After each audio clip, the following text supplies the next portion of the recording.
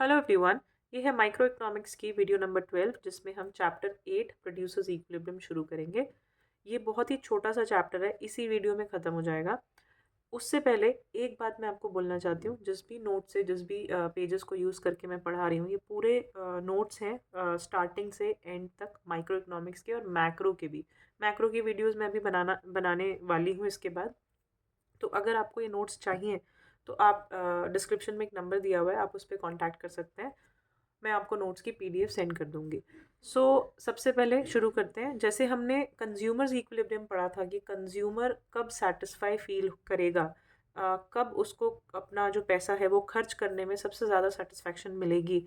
इसी तरह से प्रोड्यूसर्स इक्विलिब्रियम है कि प्रोड्यूसर को किस लेवल पे आके सबसे ज़्यादा सेटिस्फैक्शन मिलेगी कि अब वो जितना चाहता था उतना प्रॉफिट भी कमा रहा है और उसको कोई दिक्कत भी नहीं हो रही। ठीक है। सो प्रोड्यूसर के पॉइंट ऑफ व्यू से पढ़ेंगे चैप्टर हम। कॉस्ट से लेकर अभी तक जितने भी चैप्टर पढ़ रहे हैं, producer production function, cost, revenue और ये वाला भी, ये सब प्रोड्यूसर के पॉइंट ऑफ व्यू से आपको समझना है। इससे पहले वाले जो चैप्टर्स थे, कंज्यूमर इक्विलिब्रियम था, फर्स्ट चैप्टर, सेकंड, थर्ड, ये जो चैप्टर्स थे ये आपको कंज्यूमर पॉइंट ऑफ व्यू से पढ़ने थे। यानी अपने आप को कंज्यूमर की तरह सोचोगे तो अच्छे से समझ आएगा। इन चैप्टर्स में प्रोड्यूसर की तरह सोचोगे तो अच्छे से समझ पाओगे। तो अब समझते हैं प्रोड्यूसर इक्विलिब्रियम का एक्चुअल में मतलब क्या है। It refers to that price and output combination which brings maximum profit to the producer and profit declines as more is produced. ध्यान से समझना इस बात को। ये ऐसी सिचुएशन है, ये ऐसा सिचुएशन है जिसमें प्राइस और आउटपुट दोनों इस कॉम्बिनेशन पे सेट किए जाते हैं या सेट होते हैं जिससे एक प्रोड्यूसर को मैक्सिमम प्रॉफिट का अनुभव हो रहा हो। यानी कि एक प्रोड्यूसर किस लिए बिजनेस करता है? प्रॉफिट कमाने के लिए, उसको पैसा चाहिए। ठीक है। तो कब उसको सेटिस्फैक्शन या बैलेंस स्टेट फील होगी? जब उसको प्रॉफिट मैक्सिमम मिल रहा होगा। अब ऐसा भी नहीं है कि वो कुछ भी प्राइस रख दे प्रॉफिट के चक्कर में कि मैं तो प्राइस इतना बढ़ा देता हूँ तो प्रॉफिट बहुत ज़्यादा आएगा, ऐसा वो नहीं कर सकता। एक उसको कॉम्बिनेशन पे रुकना पड़ता है, एक प्राइस पे रुकना पड़ता है जो मार्केट भी एक्सेप्ट कर रही है। ठीक है। तो वो प्राइस कितना हो और कितना वो प्रोडक्शन करे, आउटपुट मतलब कितनी सप्लाई करे, कितना सामान बनाए, किस प्राइस पे बेचे, इन दोनों का कॉम्बिनेशन जो है एक ऐसे लेवल पे आता है जब कंज्यूमर प्रोड्यूसर को सबसे ज़्यादा लग रहा है कि हाँ अब मेरा मैक्सिमम प्रॉफिट हो रहा है। और इसके बाद, इस लेवल के बाद अगर आप और प्रोडक्शन करते हो तो आपका प्रॉफिट धीरे धीरे डिक्लाइन होने लगता है। इस चीज़ को हम और आगे अच्छे से समझेंगे। तो हमारे को दो अप्रोचेज हैं हमारे पास इन प्रोड्यूसर इक्विलिब्रियम को पढ़ने के लिए। एक है total revenue and total cost approach, जिसको हम TRTC अप्रोच भी बोलते हैं। ठीक है। रेवेन्यू टोटल कॉस्ट हम दोनों ही रेवेन्यू और कॉस्ट चैप्टर में डिस्कस कर चुके हैं। अगर आपने वो वीडियोस नहीं देखी हैं तो पहले उनको देख लेना। उसके बाद आता है marginal revenue and marginal cost approach, MRMC approach. ये भी हम रेवेन्यू और कॉस्ट चैप्टर में डिस्कस कर चुके हैं।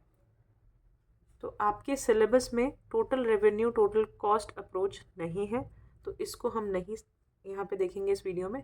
हम फोकस करते हैं marginal revenue and marginal cost approach पे, MRMC अप्रोच। तो सबसे पहले ये अप्रोच क्या कहती है? ये बोलती है कि कंज्यूमर इक्विलिब्रियम में तब होगा जब दो कंडीशंस पूरी हो रही होंगी। ठीक है। कौन सी वो दो कंडीशंस हैं? एक तो MR यानी मार्जिनल रेवेन्यू मार्जिनल कॉस्ट के बराबर होना चाहिए। ठीक है। MRMC के बराबर होना चाहिए, जितना वो कमा रहा है उतना उसकी मार्जिनल कॉस्ट भी होनी चाहिए। ठीक है। उसका उतना खर्चा भी, मार्जिनल खर्चा उसका उतना होना चाहिए। तो MR should be equal to MC। Second बात क्या है, सेकेंड कंडीशन क्या है? MC is greater than MR after MR is equals to MC। जब MR और MC बराबर हों, जिस पॉइंट पे दोनों बराबर हों, उसके बाद MC ग्रेटर होना चाहिए MR से। यानी आपकी मार्जिनल कॉस्ट ज़्यादा होनी चाहिए मार्जिनल रेवेन्यू से। अब ये बात क्या है, थोड़ा सा और आगे समझते हैं तो अपने आप ये चीज़ें क्लियर हो जाएंगी। तो दो कंडीशन है इस अप्रोच को पढ़ने की। फर्स्ट कंडीशन है प्राइस जब कांस्टेंट है, यानी प्राइस मार्केट में सेम है हर बार। जब भी हम MRMC को स्टडी करेंगे, एक केस होगा जिसमें प्राइस सेम रहेगा, दूसरा केस होगा जिसमें प्राइस जो है फॉल करेगा, गिरेगा, कम होगा। ठीक है। तो पहले उठाते हैं हम व्हेन प्राइस इज कांस्टेंट वाला केस। तो यहाँ पे ध्यान से देखो, एक टेबल बनी हुई है जिसमें हम आउटपुट यानी कि प्रोडक्शन कर रहे हैं, पहले एक गुड बेचा, फिर दूसरा, तीसरा, चौथा, पांचवा, छठा, इस तरह से प्रोडक्शन को बढ़ा रहे हैं। प्राइस जो है, P stands for price, price जो है अगर 12 है तो हर बार वो 12 ही रहेगा, क्योंकि हमने कंडीशन कौन सी ली है कि प्राइस जो है कांस्टेंट होगा। प्राइस सेम है तो TR क्या होगा, देखो टोटल रेवेन्यू अभी हमने डिस्कस किया है पिछले चैप्टर में। टोटल रेवेन्यू क्या होता है, आप एक चीज़ बेच रहे हो 12 रुपए की तो मल्टीप्लाई कर दो, टोटल रेवेन्यू इतनी आई। दो चीज़ बेच रहे हो 12 रुपए की तो टोटल रेवेन्यू, टोटल कितना कमाया, 24 रुपये कमाया।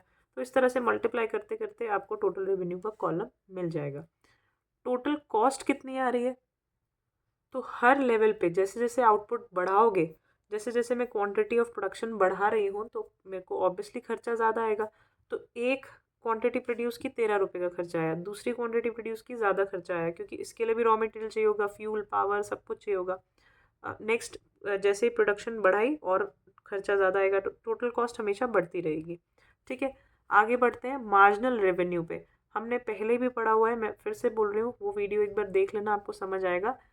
जब भी प्राइस जो है कांस्टेंट होता है तो प्राइस और MR और AR भी, अब AR का यहाँ कोई काम नहीं है, बस मैं वैसे ही बता रही हूँ कि प्राइस, MR और AR इक्वल होते हैं हमेशा। ठीक है, नहीं पता तो पहले वो वीडियो देख लो, उसके बाद समझ आ जाएगा। तो प्राइस अगर 12 है तो MR भी 12 है, right. Through out the journey, through out the table वो 12 ही रहेगा, 12 प्राइस के जितना। फिर आता है marginal cost. Marginal cost, cost जो टोटल कॉस्ट है उसमें डिफरेंस जो है पिछले वाले से अभी का जो डिफरेंस है वो मार्जिनल कॉस्ट दे देगा आपको वैल्यू। तो यहाँ पे देखो टोटल कॉस्ट, ये फर्स्ट लेवल पे 13 है, इससे पहले 0 कॉस्ट रही होगी, तो 0 और 13 का डिफरेंस क्या है, 13। तो यहाँ पे मार्जिनल कॉस्ट का फर्स्ट लेवल हो गया 13 का। उसके बाद 25 में से 13 माइनस करो, दोनों का डिफरेंस, टोटल कॉस्ट जिस लेवल पे आप मार्जिनल कॉस्ट निकाल रहे हो उसी लेवल पे टोटल कॉस्ट का पिछले वाले लेवल से डिफरेंस मार्जिनल कॉस्ट की वैल्यू दे देता है। तो दोनों का डिफरेंस 12, फिर दोनों का डिफरेंस 9, फिर इन दोनों का डिफरेंस 8। इस तरह से मार्जिनल कॉस्ट का कॉलम आ जाएगा। ठीक है, अब यहाँ पे एक चीज़ देखने वाली है कि आपको प्रॉफिट कितना हो रहा है, यहाँ पे पूरा सीन में प्रॉफिट कितना हो रहा है। तो देखो टोटल रेवेन्यू आपकी हुई 12 रुपये, टोटल कॉस्ट यानी खर्चा आया 13 रुपये। तो खर्चा ज़्यादा आया, रेवेन्यू कम हुई, तो डिफरेंस क्या होगा आपका, माइनस में प्रॉफिट आएगा, यानी प्रॉफिट नहीं हो रहा है इस टाइम, लॉस हो रहा है, इसलिए -1। इसी तरह टोटल कॉस्ट, टोटल रेवेन्यू जो है यहाँ 24 है, लेकिन टोटल कॉस्ट अभी भी ज़्यादा है, हमारा खर्चा ज़्यादा हो रहा है, फिर से प्रॉफिट नहीं है, लॉस है, माइनस में आपका -1 प्रॉफिट आ गया। इसी तरह अगले लेवल पे देखो दोनों का डिफरेंस 2, अब यहाँ पे प्रॉफिट आना शुरू हुआ है, पॉजिटिव में है प्रॉफिट। फिर दोनों का डिफरेंस 6, प्रॉफिट बढ़ रहा है। फिर दोनों का डिफरेंस, प्रॉफिट बढ़ रहा है। अब देखो ध्यान से, यहाँ पे हो गया टोटल रेवेन्यू 72। ठीक है, रेवेन्यू अच्छी खासी आ रही है, टोटल कॉस्ट जो है यहाँ पे हमें कम पड़ रही है। तो इन दोनों का जो डिफरेंस है इस बार 4 है। तो एक लेवल के बाद, इससे आपको ये पता चला कि एक लेवल के बाद जब टोटल रेवेन्यू अपने टोटल रेवेन्यू नहीं, आउटपुट, जब आउटपुट आप बढ़ाते रहते हो यानी प्रोडक्शन बढ़ाते रहते हो तो प्रॉफिट जो है डिक्लाइन होने लगता है। प्रॉफिट एक लेवल के बाद डिक्लाइन यानी कम होने लगता है। ठीक है, तो ये दो तीन बातें ध्यान रखनी है। MRMC अप्रोच में जब MRMC के इक्वल होता है तब इक्विलिब्रियम मिलता है। तो अब देखो यहाँ पे MR ये रहा और MC ये रहा, किस पॉइंट पे ये दोनों इक्वल है, यहाँ पे ये दोनों इक्वल हैं। तो इस लेवल पे ये मेरा प्रोड्यूसर्स इक्विलिब्रियम लेवल है, ये वाला। ठीक है, इसी तरह दूसरी बात क्या थी कि MC is greater than MR after MR equals to MC। MC जो है बड़ा होना चाहिए MR से, तो MC देखो ये रहा और MR ये रहा। तो MC बड़ा है MR से, आफ्टर किसके बाद, MR is equals to MC। जब ये दोनों इक्वल होंगे उसके बाद क्या होना चाहिए, MC बड़ा होना चाहिए, बिल्कुल है। तो यही वाला लेवल आपका होगा कंज्यूमर इक्विलिब्रियम, क्योंकि दोनों कंडीशन जो है वेरीफाई हो रही है। ठीक है, अब ग्राफिकली देखते हैं इस चीज़ को। आप एक एक्सिस पे आउटपुट दिखाओगे, एक एक्सिस पे रेवेन्यू और कॉस्ट दिखाओगे। यहाँ पे देखो ये जो है AR और MR का कर्व है बिल्कुल सेम, एकदम 12 पे है तो 12 पे ही रहेगा, पैरेलल टू X एक्सिस। ये भी कर्व क्यों ऐसा होता है ये हम डिस्कस कर चुके हैं। नेक्स्ट MC का जो कर्व होगा, MC देखो 13 से शुरू हो रहा है, फिर कम हो रहा है, फिर और कम, फिर और कम, फिर बढ़ रहा है, फिर बढ़ रहा है। तो 13 से ऊपर से कहीं से शुरू होगा, कम होगा, कम होगा, फिर बढ़ेगा। तो ऐसे यू थोड़ा ऐसा लेटा हुआ सा यू बनेगा।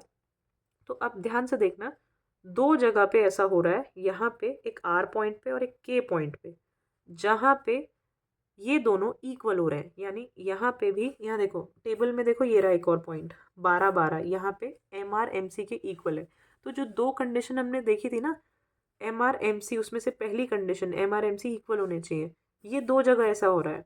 ठीक है, तो ये इक्विलिब्रियम होगा कि ये इक्विलिब्रियम होगा, ये किससे पता चलेगा? हम दूसरी कंडीशन भी देखते हैं। दूसरी कंडीशन में क्या था? MC जो है बड़ा होना चाहिए MR से। तो यहाँ पे देखो फर्स्ट उसमें MC जो है छोटा है MR से, 9 है और ये 12 है। तो MC छोटा है, तो ये तो बिल्कुल इक्विलिब्रियम नहीं हो सकता, क्योंकि दूसरी कंडीशन सेटिस्फाई नहीं हो रही। अब यहाँ पॉइंट पे देखो, ये मैंने आपको बता दिया कि यहाँ इस पॉइंट पे दोनों कंडीशन सेटिस्फाई हो रही हैं। तो आपका जो K पॉइंट है वो प्रोड्यूसर्स इक्विलिब्रियम होगा। ठीक है, और ये R पॉइंट नहीं होगा।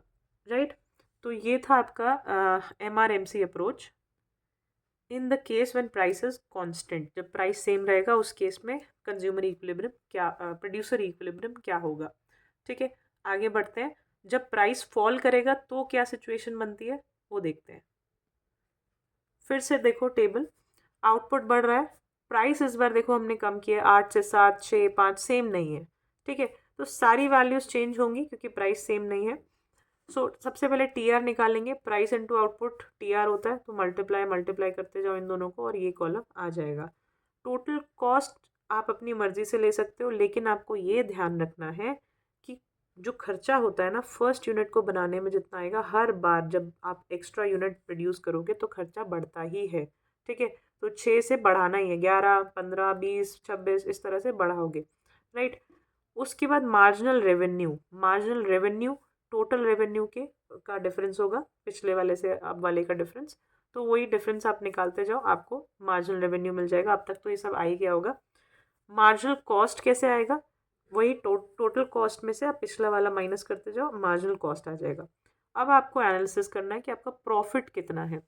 तो टोटल रेवेन्यू ये रही, टोटल कॉस्ट ये रही। तो इनिशियली टोटल रेवेन्यू ज़्यादा है, रेवेन्यू ज़्यादा है, कॉस्ट खर्चा यानी कि कम आ रहा है। तो दोनों का डिफरेंस कितना होगा? प्रॉफिट 2 रुपये पॉजिटिव में है, प्रॉफिट अच्छा खासा आ रहा है। उसके बाद देखो क्या हुआ, रेवेन्यू 14 तो कॉस्ट 11, फिर से अच्छा 3 का प्रॉफिट आ रहा है। फिर यहाँ पे भी डिफरेंस देखो, 3 प्रॉफिट है। फिर एक लेवल के बाद प्रॉफिट 0 हो गया, मतलब जितना आपका रेवेन्यू था उतना ही कॉस्ट आ रहा था, 0 हो गया। उसके बाद क्या हुआ, रेवेन्यू जो है कम हो गया, कॉस्ट जो है ज़्यादा आ रहा है। राइट, क्यों ऐसा हो रहा है? क्योंकि प्राइस कम होता जा रहा है।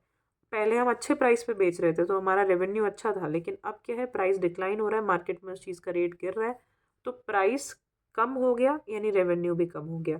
अब खर्चा ज़्यादा आ रहा था बनाने में, लेकिन रेवेन्यू उतना नहीं आ रहा है, तो प्रॉफिट जो है नेगेटिव चला गया। अब यही चीज़ आप ग्राफ में प्लॉट करोगे और इक्विलिब्रियम ढूंढोगे। दो कंडीशंस बिल्कुल ध्यान रखना, वही कंडीशन कि MR MC के बराबर होना चाहिए और MC जो है बड़ा होना चाहिए। आफ्टर MR MC जो इक्वल है उसके बाद MR जो है बड़ा, MC जो है बड़ा होना चाहिए। ठीक है, सो यहाँ पे ग्राफ प्लॉट करेंगे। सबसे पहले MR का ग्राफ, MR देखो कैसे जा रहा है, 8 सबसे ज़्यादा है, फिर कम, फिर कम, फिर कम, फिर 0। तो MR ऐसे ऊपर से स्टार्ट होगा, नीचे नीचे जाता हुआ 0 तक भी ला सकते हैं उसको। ठीक है, फिर हमें चाहिए MC कैसे हो रहा है, देखो 6, 5, 4, 5, 6। 6 ज़्यादा से शुरू हुआ, कम हुआ, फिर कम हुआ, फिर ज़्यादा हुआ, फिर ज़्यादा हुआ, तो फिर वही यू शेप बनाओगे आप। दो जगह ये दोनों एक दूसरे को टच करेंगे, यानी कि दो जगह MC और MR इक्वल होंगे। ठीक है, तो इस पॉइंट पे आप चेक करोगे, ये वाला पॉइंट था MR और MC। अच्छा ठीक है, MR यहाँ पे इक्वल नहीं है, ये वाले पॉइंट पे इक्वल हो रहा है। तो एक ही पॉइंट पे इक्वल हो रहा है तो इक्विलिब्रियम पॉइंट आपको डायरेक्टली मिल जाएगा। बस आपको सेकंड कंडीशन भी चेक करनी है कि MC जो है वो ज़्यादा होना चाहिए MR से। ठीक है, तो नेक्स्ट देखो इस वाली कंडीशन में, इस वाले लेवल पे MC जो है ग्रेटर है MR से। ठीक है, MR 2 है तो ये 5 है, ये 0 है तो ये 6 है।